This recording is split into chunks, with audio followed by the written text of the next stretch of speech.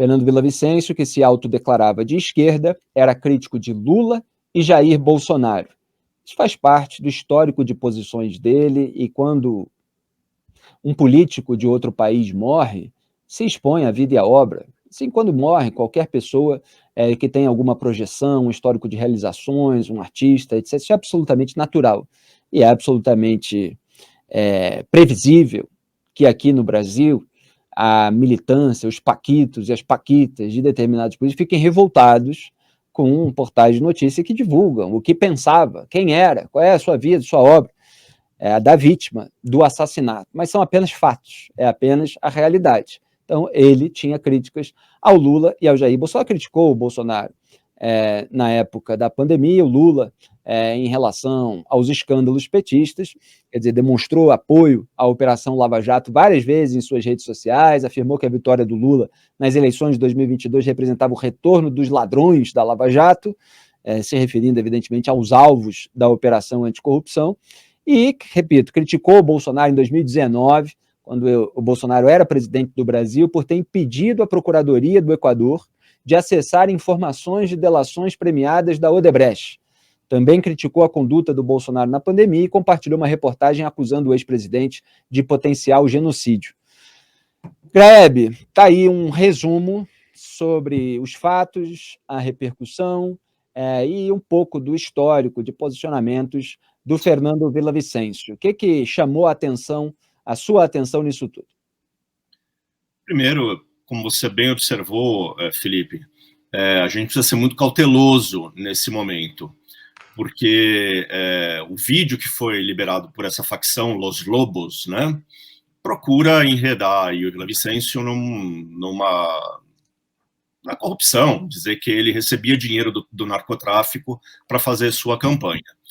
E tudo isso vai de encontro, né, vai contra aquilo que se sabe sobre a vida política e profissional dele. Na verdade, ele, por que se sabe, dedicou a vida a lutar contra essas duas coisas, corrupção e, mais recentemente, o narcotráfico, que, enfim, está penetrando na vida equatoriana com a mesma profundidade, com a mesma força que penetrou na vida da Colômbia em décadas passadas e que hoje penetra na vida dos mexicanos, né? O Rafael Correa, né, ex-presidente equatoriano, disse que ao lamentar, como mesmo os inimigos, né, lamentam a morte de alguém nessas circunstâncias, é normal, é assim que acontece, né? Ao lamentar o assassinato do Villavicencio, Rafael Correa disse que o Equador está se tornando um estado falido. E é verdade, está se tornando um estado falido, ou mais ainda, um narco-estado, né? A escalada de violência no Equador é realmente assustadora. E esses grupos, como Los Lobos e Los Cochoneros, né, que é o grupo principal, seria o equivalente ao PCC aqui no Brasil, eles trouxeram novidades do crime para o Equador.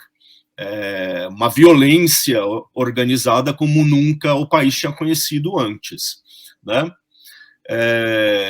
Surgiu agora, no fim da tarde, lá na imprensa equatoriana, a informação de que os 6 caras que foram presos ontem estão sendo investigados por possível envolvimento no assassinato, né?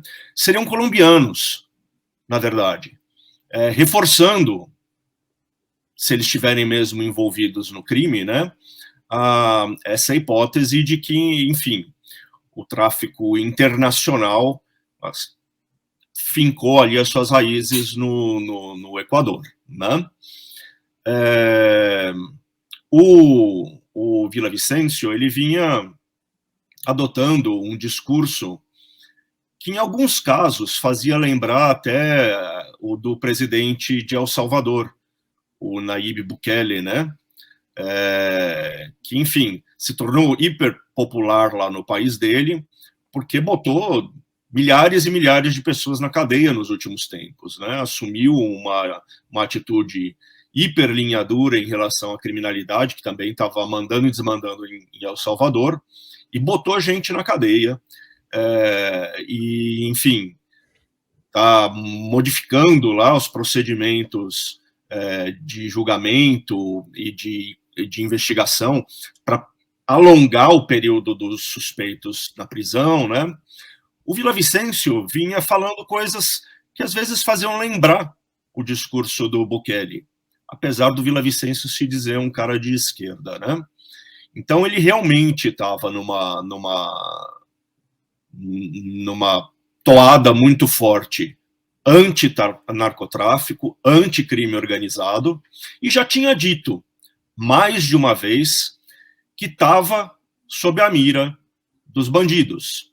Mas daí ele se referia principalmente a esse grupo Los Cochoneros, e não a Los Lobos, que é um outro elemento que faz com que os equatorianos achem estranho que o assassinato tenha sido reivindicado pelo tal Los Lobos, né? Então é preciso um pouco de cautela, é preciso esperar um pouquinho que a investigação avance, porque é um cenário conturbado, é um cenário de criminalidade local e internacional, possivelmente, né?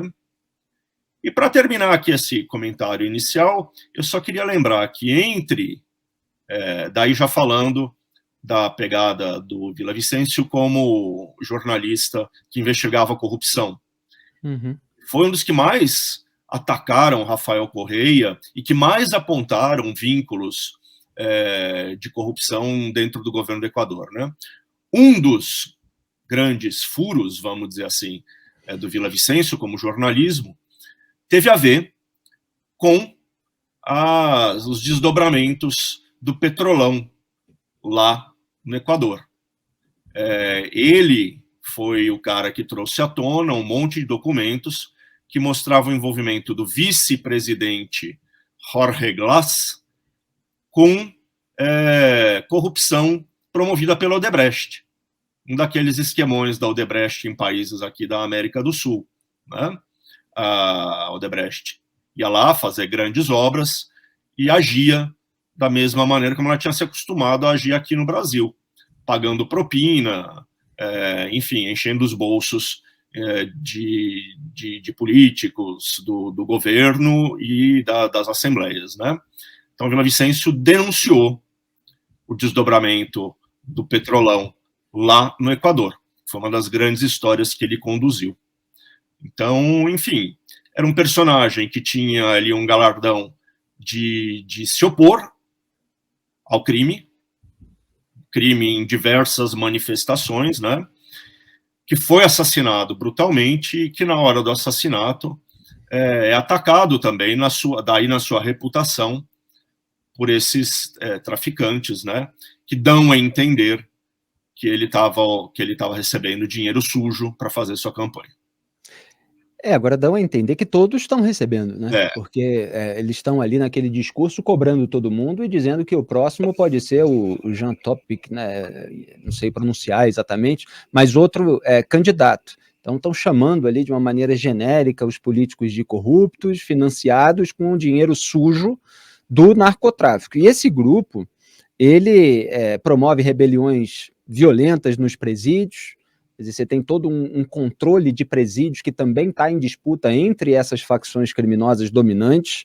Eles normalizaram os sicários, que são esses assassinos que trabalham para os cartéis, utilizam explosivos em veículos, atacam as forças policiais, exibem cadáveres como forma de advertência.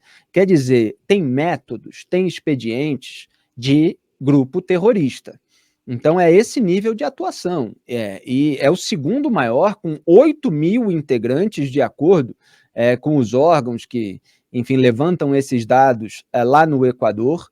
É muita gente, é um poder enorme, e parece que o Estado oficial não está conseguindo lidar com esse Estado paralelo. Então, o Fernando Villavicencio, ele denunciava corrupção no governo do Rafael Correia. E vamos lembrar aqui, para quem não se lembra, né, de um episódio que foi muito marcante, até do ponto de vista brasileiro, que foi o episódio do bombardeio promovido pelo governo Álvaro Uribe, quando era presidente da Colômbia, a integrante das Farc, das Forças Armadas Revolucionárias da Colômbia, outro grupo narcoterrorista, que estavam em território equatoriano atacando a Colômbia. E aí o governo da Colômbia localizou e bombardeou, e nesse bombardeio morreu o número 2 das Farc, o Raul Reyes, né, como a gente diria na pronúncia aportuguesada, né, o Raul Reyes, né, com aquele R da língua espanhola. O Raul Reyes é aquele que o próprio Hugo Chávez, ditador da Venezuela, antecessor de Nicolás Maduro, disse que conheceu no encontro do Foro de São Paulo, em 1996, em San Salvador, em El Salvador, no mesmo momento em que conheceu o Lula. Eu digo isso porque naquele episódio houve toda uma reação da esquerda latino-americana contra o governo Álvaro Uribe, que estava apontando, e numa situação incômoda, porque havia muitos governos de esquerda reagindo contra ele, que o Rafael Correa, o governo dele, estava acobertando criminosos que atacavam e sabotavam a Colômbia. E eu me lembro da reunião acho que foi da OEA, da Organização dos Estados Americanos, em que, para colocar panos quentes na situação, o líder ali pediu que houvesse um cumprimento do Álvaro Uribe com o Rafael Correa. O Álvaro Uribe deu uma volta na mesa, foi ali cumprimentar o Rafael Correa, que ficou assim, ele é um cara parrudo, alto, ficou olhando assim de nariz empinado, totalmente enviesado ali para o Uribe, como quem não queria fazer pazes, não. Mas o Uribe foi até ele para tentar colocar panos quentes na situação, porque para o Uribe o inimigo era o Raul Reyes, era o Manuel Marulanda, que era, na época, o número 1 das Farc, que morreu pouco tempo depois, mas de infarto.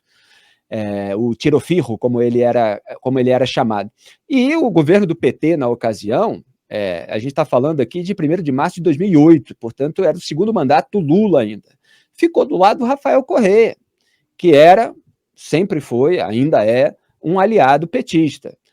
O governo da Nicarágua, hoje uma ditadura mais do que escancarada, ficou do lado do Rafael Correa, junto com o governo do PT. Então, essa esquerda latino-americana que teve escândalos de corrupção em seus respectivos países, que era criticada pelo Fernando Villavicencio.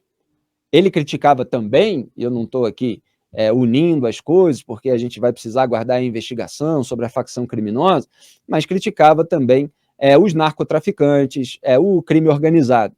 Então, só para lembrar de episódios marcantes e mostrar o clima de embate no país.